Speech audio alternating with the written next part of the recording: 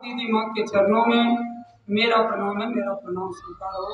अंतरिक्ष में जितने भी संत आत्माएं हैं सबों के चरणों में मेरा प्रणाम है, मेरा प्रणाम स्वीकार हो। मासिक बैठक में उपस्थित सभी भाई बहनों के चरणों में मेरा प्रणाम है, मेरा प्रणाम स्वीकार हो। आइए गुरु की दया से अपने गुरु की गप हम आप बड़ी देर से एक एक बात को सुन रहे हैं और शिव गुरु की शिष्यता ही एक विकल्प है। अगर ये समझ हमको आपको हो जाए कि जीवन में आज जो मानव से मानव गुण समाप्त हो चुका है, इंसान से इंसानियत समाप्त हो गया है और यहाँ जहाँ हम आप आ गए हैं भगवान शिव गुरु के शरण में, आज गुरु को उपाय कहा गया है, गुरु को सकल उपचारा कहा गया है। आज मेरे आपके जीवन में शिव गुरु की शिष्यता एक विकल्प है। आज इसी पर हमको आपको विचार कर लेना है कि मेरे गुरु शिव हैं, हम शिव का शिष्य हैं। अगर इस विचार पर हम आप घर जाते हैं तो साहब तो हार गए थे ना, साहब अपने जीवनी में सब कुछ तो लिख दिए हैं किताब में, अपने बातों को सबको सामने बताए हैं। ऐसा नहीं वो सबके बीच रहे हैं, रामायण में हम आपको सुने हैं, लेकिन साहब तो सामने देखे हैं, उनसे एक एक बात हम आप सुने हैं और जाते जाते वो ग्रंथ भी देखे गए हैं जो अभी आप मदन भैया से सुने। चाहो चले शिव की ओर, साहब बोले कलम भले मेरा चल रहा था, लिखाने वाला कोई और। अब क्या चाहिए हमको आपको? अगर शिव गुरु की शिष्यता ही एक विकल्प है, अब तो मेरा आपका कहीं उपाय नहीं है, कहीं गुजारा नहीं है और गुरु की दया भी बरस रही है दीदी। अब इसको पाना है कि नहीं पाना है? अगर चाहते हैं इसको पा लेना है, इतना जानिए कि बिना शिष्य बने, बिना चेला बने आप नहीं पा सकते, क्योंकि गुरु का जो भंडार है वो शिष्यों का होगा, बाकी किसी को वो नहीं मिलने वाला। आज तो सबको चेला बनना है ना, तभी ना आप गुरु का जो दया बरस रही है माप पाएंगे। इसलिए आज इस मन को कहीं नहीं भटकने दीजिए। ऐसा नहीं उल्टे समय में आप आए हैं, सभी लोग छलिया कपटी पापी हैं, लेकिन आपके लिए आज मौसम के अनुकूल आया है। अगर कलयुग का जो रास्ता आया, कैसे इससे इस सागर से पार हो जाइएगा, इसमें भी तो आपका ग्रंथ से दिया हुआ है कि कलयुग से कैसे पार करिएगा। उसमें भी यही है, कलयुग केवल नाम आधारा, सुमर सुमर न उतरो पारा। कलयुग में भगवान का नाम लीजिए, आपका बेड़ा पार हो जाएगा। शिव शिष्यता में आपका क्या हो रहा है? आपको 3 गो सूत्र मिला है कि इसको करिए। दया मांगने के लिए कहा गया कि मन ही मन अपने गुरु से दया मांगिए, भगवान का नाम लेते हैं। अगर कहा गया कि मन ही मन गुरु को प्रणाम करिए, भगवान का नाम ले रहे हैं। आपको कहा गया गप करिए, जो आदेश गुरु का है, क्या कहिएगा? भगवान का नाम के सिवा दूसरा बात बोल दिएगा। आपने भगवान शिव को गुरु बनाए हैं तो दूसरे को भी यही कहिएगा, दीदी भैया हम तो भगवान शिव को गुरु बनाए हैं, वो जगत गुरु हैं, आप भी जीवन में गुरु बनाइए। एक जिज्ञासा है कि मंदिर चर्चा स्थल में अंतर शीश गुरुवन भक्त में उल्टे पुल्टे पूछ रहे हैं, ऐसे पूछिए शिष्य और भक्त में क्या अंतर? हाँ वही तो शीश ऐसे पूछिए, वही तो बोल रहे शीश मंदिर और शिष्य दोनों जिज्ञासा सीधा पूछेगा। देखिए शिष्य हमारे बंधु भैया अभी भक्ति और शिष्यता पर प्रकाश डालने के लिए मंदिर और चर्चा स्थल भी दोनों बतलाना होगा गुरु भाई, क्योंकि मंदिर पर जोर ज्यादा है। हो गया वही हो गया। तुम रोको ना, इनसे बात कर रहे हैं। अब इस पर मेरा आपका थोड़ा यहाँ अपना विचार लीजिए, गुरु से दया मांग कर विचार लीजिए कि आखिर ये जो आज बातें आई भक्ति, सबसे पहले तो देखिए आज मान लिया जाए कि हम लोग जैसे हमारे पीढ़ी दर पीढ़ी उस परमात्मा से भक्ति से तो जुड़े हुए थे, जितना जुगती आज तक जिसको भी बना सब लोग उनसे हम लोग लगे हुए थे। चाहे कोई जल दे के लगल है, कोई उनको पुकार के बोलते हैं, चाहे कोई मंदिर जाकर के पूजा करते हैं, लेकिन आपका भक्ति में हमको आपको चढ़ना होगा। उसी परमात्मा को पाने के लिए अगर आप चाहते हैं कि भगवान से, सब लोग चाहते हैं कि मेरा भला रहे, क्या क्या नहीं मेरे आपके अंदर, क्या क्या नहीं मेरे आपके अंदर रहता है कि मेरे आपके सारे इच्छा पूरा हो जाए। इसको हम आप भक्ति से चाहते हैं पाना, तो भक्ति का जो रास्ता है उसमें 7 वो सीढ़ी है दीदी। अगर आप करते हैं तो पूरा परिणाम आपको मिलेंगे। भक्ति करके ऐसा नहीं है कि नहीं लिया जाता है, लेकिन आज के समय में एक कदम भी मेरा आपका जाएगा तब न, एक सीढ़ी पर भी हम आप खड़ी हो सकेंगे तब न। यहाँ 7 वो सीढ़ी है और एक सीढ़ी पर भी हम आप चढ़ने के लायक आज नहीं है। तो भक्ति अगर करते हैं तो इसमें तो आपका पहले इच्छा चाहिए, फिर क्रिया होगा, यानी 7 वो साधना है। विश्वास होगा, श्रद्धा होगा, समर्पण होगा, यानी ये सारे 7 सीढ़ी चढ़िएगा तो पूरा परिणाम मिल जाएंगे आपको। लेकिन अगर कहा चढ़े तो चाखे प्रेम रसा, गिरे तो चखना चूर। चढ़ जाए कोई खिजूर के गाछ पर तो वहां प्रेम का रस मिलेगा, लेकिन अगर गिर जाए तब तो यहाँ जो जो साधन आया है, अगर एक साधन हमसे नहीं होता तो क्या होगा? मुश्किल वाला बात है कि नहीं है दीदी? अगर एक भी सीढ़ी पर हम आप नहीं चढ़िएगा तो बाकी तो वहां कुछ नहीं परिणाम आपको आएगा। और परिणाम आता, आज के समय कौन ऐसा घर है जिस घर में आज अगरबत्तियां नहीं जल रही है, पूजा नहीं हो रहे हैं? ऐसा एक भी घर नहीं होगा आज का दिन जिस घर में अगरबत्तियां नहीं जल रही हो। हर घर में पूजा हो रहा है, लेकिन आज कोई घर निकाल दीजिए जिस घर में अमन चैन की बंसी हो बज रही है। सारे घर में कला से भरा हुआ है। आज प्रेम नाम का चीज कहीं नहीं मिल रहा है। भक्ति में तो बिल्कुल आज प्रेम ही प्रेम मिलता। सब घर में जैसे भाई में भाई प्रेम होता, माँ बेटा में, बाप बेटा में, समाज में, आज मेरा आपका सब कुछ सही रहता। लेकिन आज कुछ भी नहीं है, सब चीज लुट गया है। अगर इस कलयुग में कहा गया है कि पति पत्नी का रिश्ता सबसे अच्छा है, तो यहाँ भी तो खत्म हो गया है। कितना पत्नी है पति को जहर देके समाप्त कर देता है, कितना पति है पत्नी को जिंदा जला देता है। अब तो यहाँ भी कोई भरोसा नहीं रहा। अब क्या करिएगा? ऐसे स्थिति में हम आप आज आ गए हैं। आगे आग और पीछे खाई है।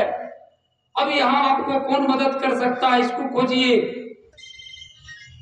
इसलिए इतना जानिए दीदी, आज भक्ति तो हम आप चाहते हैं, परिणाम उसका आज क्या मिल रहा है इसको देखिए। और उसी भगवान को अगर गुरु रूप से जुड़ते हैं तो गुरु उतरेंगे। इधर तो आपको चढ़ना होगा 7 सीढ़ी, उसके बाद 8वां परीक्षा भी देना होगा। परीक्षा में भी अगर नहीं पास हुए तो वहां कोई उपाय नहीं है। 7 सीढ़ी भी चलना होगा और लास्ट में परीक्षा भी देना होगा। और वहां परीक्षा में भी फेल हुए सारा चीज आपका बेकार होता।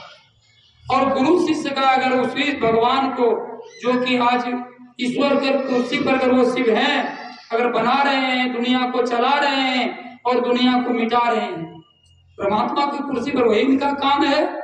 और गुरु के कुर्सी पर जो 3 गो उनका स्वरूप है शिव का, वो दक्षिणामूर्ति, पंचानन और सदाशिव, ये 3 गो स्वरूप गुरु का है। वहां वो जीने की कला देंगे, आपको भोग देंगे, आपको मोक्ष देंगे। आपको तो गुरु रूप में अगर जुड़ जाते हैं तो आपके पास वो उतरेंगे। जैसे आपके बच्चे आप विद्यालय भेज देते हैं, वो बिल्कुल पीछे में बैठता है, एक दिन भी अपना बस्ता भी नहीं खोलता है, एक दिन भी नहीं रुक के बैठ रहा है। लेकिन गुरुजी एक दिन उस पर देखता है, कुर्सी छोड़ के आते हैं, रे बाबू तुम्हारा गार्जियन को हम क्या जवाब देंगे? वो तो रोज स्कूल भेज रहा है, तुम आज तक अपने स्कूल किताब का बस्ता नहीं खोला है। और गुरुजी वहां से उठाते हैं, कुर्सी छोड़कर उस बच्चे तक जाते हैं और उसको ला के सामने बैठाते हैं, इसको निकालो, उसको हाथ पकड़ के वो लिखवाते हैं। तो गुरु उतरे कि नहीं उतरे? आज गुरु शिष्य का अगर संबंध होगा दीदी, तो गुरु मेरे आपके पास आएंगे। आज मेरे आपके जीवन में अगर शिव गुरु की शिष्यता एक विकल्प है, तो गुरु को उपाय कहा गया है। आप कहीं आप जाइए, आपका कहीं कोई उपाय आज मिलने वाला नहीं है। आज इस मन का सारा खेला है दीदी। आई मन कहाँ आज ठहरा है? देखिए कि मन किसी का सुना क्या? एक भगवान शिव गुरु की बात आई जो एक एक मन इसको सुना है। एक हरेंद्र की आवाज पूरे संसार मान लेता, कोई किसी को नहीं बात मानता है। साहब का आवाज पूरे संसार मान गया। अगर वो शिव नहीं थे, वो महादेव नहीं थे, तो कोई मानता? आज मन चेला बन रहा है। इसलिए दीदी आप मंदिर में चाहते हैं तो मंदिर में भी बिना ज्ञान का भक्ति आपका मुश्किल है। आप पहले दीदी गुरु के पास आइए और सन्मुख गुरु से जो बात हो रहा है कि गप में अगर तुमको हम जप तप साधना आराधना व्रत सारे फल आपको गप में देंगे, तो जरा गुरु का गप करके देखिए तो क्या लगता है। आज तक तो हम सब कुछ किए हैं, परिणाम क्या है?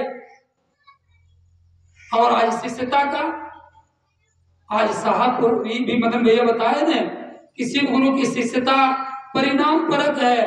एक एक आदमी अनुभूतियां आपके बीच बोल रहा है, सभी को अनुभूति गुरु दिए हैं तब तो। ऐसे कोई हम आप गुरु के रास्ते पर एक कदम भी नहीं चल सकते थे अगर गुरु नहीं चलाते तब। करने वाले से करवाने वाले का लंबा हाथ है दीदी, जान लीजिए। आज ये मन का हाल है, मन किसी का नहीं सुना है। आज भगवान शिव का अगर नहीं दया होता तो ये मन कैसे सुन गया? और आज कहना है कि क्या शिव की शिष्यता में तो 18 वर्ष की यात्रा मेरा भी है।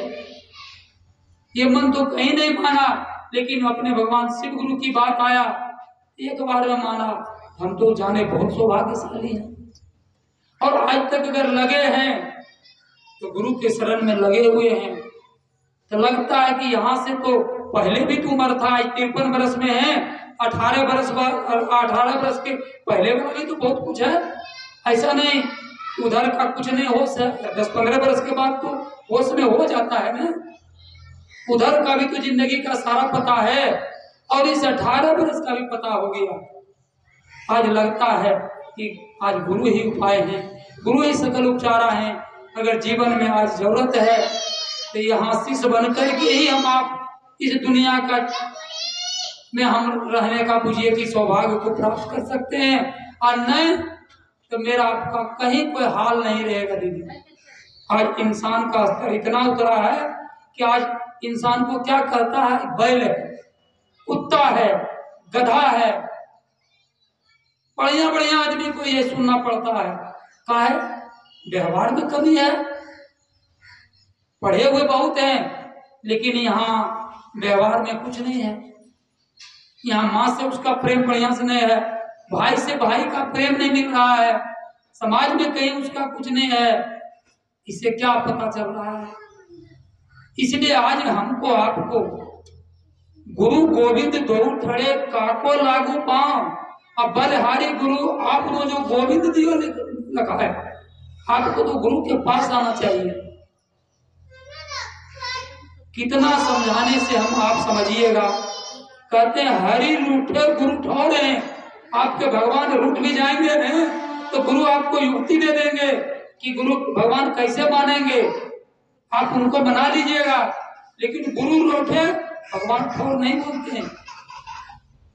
इसलिए आज वही शिव गुरु के रूप में मिले हैं। आज गुरु के पास आइए और सन्मुख होना चाहिए, वक्ता श्रोता बिल्कुल सामने। और गप में आपका जिम्मेवारी लिए हैं तो गुरु का आदेश दीदी है गप करना, तो वक्ता श्रोता सामने होइएगा। और आदेश में बल है दीदी। अगर नहीं बल होता आज गप करके क्या नहीं, साहब तो महादेव बन गए कि नहीं? कहाँ वो कहे परमात्मा को कहे हरेंद्र तुम गुरु बन जा, तो नहीं कहे कल के हमको पैखाना का पुल्लू बनाइए, लेकिन गुरु आप बनिए। हम आप क्या चाहते हैं सोचिए। जो महादेव बन के आए वो गुरु बनना नहीं चाहे, हम आप क्या क्या चाहते हैं सोचिए। इसलिए अगर गुरु का आदेश को जानते हैं, अगर चाहते हैं कि हम दया गुरु का पा करके मेरे जीवन में सारे खुशियां वापस आ जाए, बिगड़ा हुआ सारा दुनिया मेरा संभल जाए, तो दीदी अगर दया चाहते हैं कि गुरु की दया मिले, अगर नमः शिवाय सारे कष्ट को दूर करते हैं, उसका परिणाम हमको आपको मिल जाए, तो देने वाले कौन हैं? आपके गुरु हैं। तो गुरु का आदेश है जाओ गप करो, गप करिएगा तभी न दया का परिणाम गुरु देंगे। नमः शिवाय से सारे संकट आपके मिट जाएंगे, लेकिन गुरु कहें कि जाओ गप करो। जब तक गुरु का आदेश नहीं मानिएगा तब तक आपका कुछ मिलेगा? कोई मालिक के यहाँ चला जाए दिन भर कुछ नहीं करे, क्या वो मजूरी का हकदार है? मालिक तो मजूरी देने के लिए बैठा हुआ है, एकदम बक्सा में पैसा एकदम धरा हुआ है कि शाम को बांटेंगे, लेकिन अब मजूरी वाला आदमी आया दिन भर काम नहीं किया, तब क्या होगा दीदी? बक्सा वाला पैसा उस मजदूर को मिलेगा, लेकिन जो काम किया उसको मिलेगा। उसका बाल बच्चा बड़ा खुशी से वो उस पैसा से सारा चीज उसको मिलेगा। तो मेरे आपके जो देने वाले गुरु हैं उनका आदेश ही है चाहे गप करो, जितना समझा है दूसरों को समझा। और साहब जाते जाते कह के गए हैं तुम बनो और बनाओ, दया हम बरसाएंगे, बाकी जगह आप कुछ नहीं देंगे। जितना देना था वो लुटा के दे दिए हैं, लेकिन अब वो कह दिए हैं कि तुम बनो और बनाओ तब दया करेंगे, बाकी जगह नहीं। साहब की दुनिया में तो आज पूरे संसार को धारा सिर्फ शिष्यों का बाहर तो कर दिए, क्योंकि साहब आए और कहे कि हमारे साधु को चप्पल चाहिए, वस्त्र चाहिए, भोजन चाहिए। क्या ये तीन चीज का किसी को कमी आज देखते हैं? आज हर आदमी को पूरा है। इसके बाद हम आप परेशान हैं, फुटानी के लिए साहब कहे, फुटानी के लिए हम नहीं देंगे। इसलिए हे दीदी हारिए, जब साहब भी हारे तभी उनको हरि मिले हैं। हम आप नहीं हारिएगा तो कभी भी हरि मिलने वाला नहीं है। इसलिए हार जाइए, इस मन को जब हारिएगा आपके जीवन में हरि मिलेंगे, और जब हरि मिल जाएंगे तब तो साहब को आज शिव ही मिलेंगे। तो शिव न्यूनतम व्यवस्था में सबसे वो धनी है।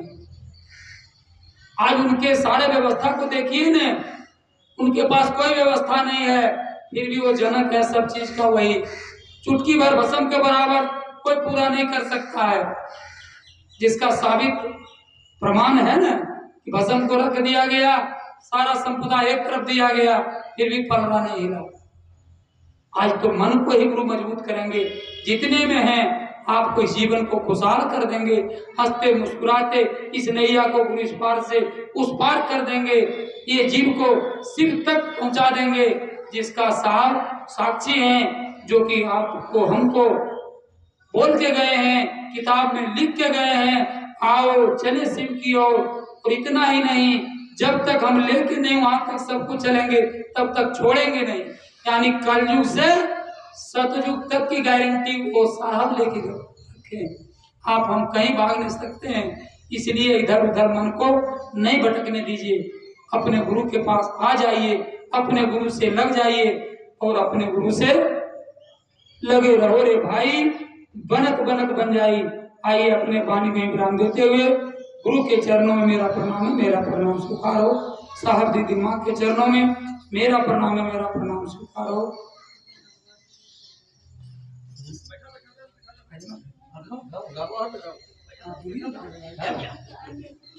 एक भजन आप श्री भैया से निवेदन है कि एक भजन